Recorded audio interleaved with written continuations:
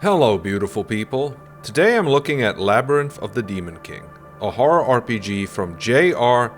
Hoodapole. I hope I'm saying that correctly. I played the demo for this last year and was really looking forward to the full release. And finally, I got my hands on it. I've really been enjoying it, and look forward to sharing some of my thoughts with you all. So grab a drink, and let's put some eyes on it. Labyrinth can be best described as Onimusha, but with the oppressiveness of Silent Hill 2. There's something so unnerving about this game that even playing for an hour, I never felt entirely comfortable. Labyrinth of the Demon is a dungeon crawler set in feudal Japan, where you've decided to avenge your feudal lord by tracking down and killing the demon lord. You find yourself in a giant building with a bunch of demons, locked doors, and puzzles that require some lateral thinking, but not too much. It fits firmly in the same genre as the Resident Evil games or Onimusha. They even have the door opening animation. The difference here is the stamina-based combat, which takes some time to get used to, but luckily, the game starts with a tutorial to properly explain it if you need some time to practice. Trust me, it'll help in the long run. You have normal attacks along with a heavy to mix it up. There are combos to learn if you want to keep pressure on enemies. You can also parry or push an enemy back if they get too close. All these elements are very important because they can be relentless. Luckily, you have a dodge and kick if you need to keep a distance. Just keep an eye on your stamina bar, since all these attacks can drain it pretty quickly at first. Taking time after every fight to walk instead of run has it refill quicker, which is a good strategy to keep in mind. There are plenty of items to help you out if you're struggling. You can find some health pickups and mushrooms to refill stamina if you get pushed into a corner, which might happen more than you expect.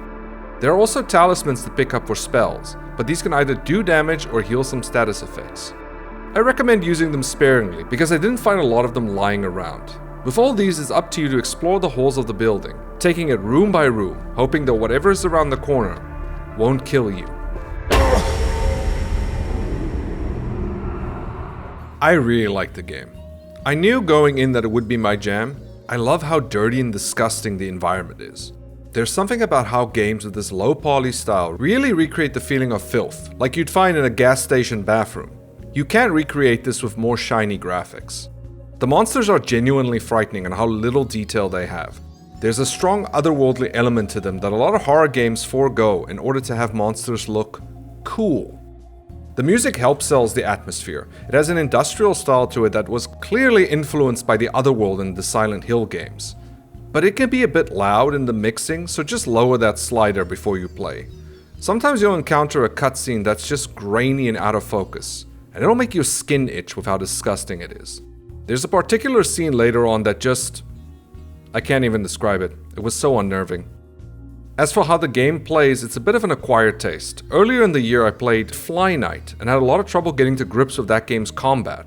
And Labyrinth is very similar in how stamina management is essential to survival. Enemies are relentless. Even when you knock them back, they can counter with a quick turnaround hit. They're pretty good at blocking you when you least expect it. And it gets me every time. Most of the first few encounters take place in narrow hallways, so you don't have much room to maneuver. It's kind of the game's way of enforcing its combat, not allowing you to cheese encounters.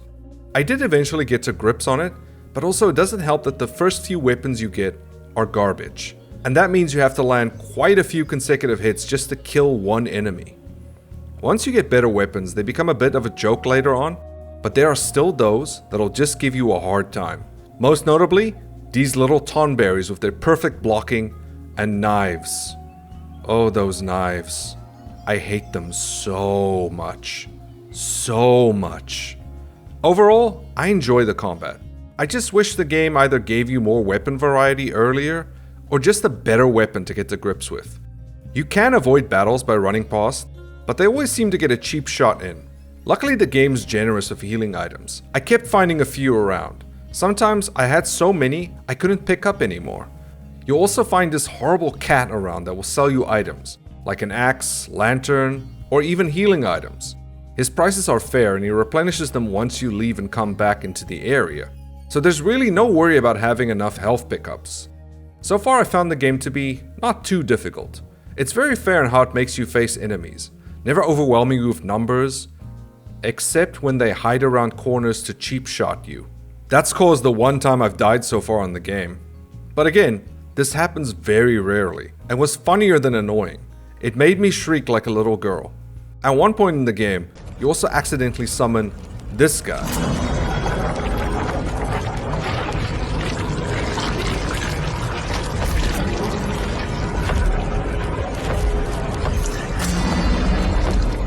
And much like the Nemesis or Mr. X, he will follow you around and make sure you don't have a good time. But I think more on that in another video. It's hard not to recommend Labyrinth of the Demon King, but I also realize it's not everyone's kind of game. So I hope this video did enough to showcase why you should at least give it a try. I will be playing further and making a full review of the game later on. I really hope there's more to explore and the game doesn't let up with its weirder elements. Also, I just want a nicer sword to decapitate enemies with. That might sound a bit weird, but thank you for watching and I hope you have a great day. Goodbye!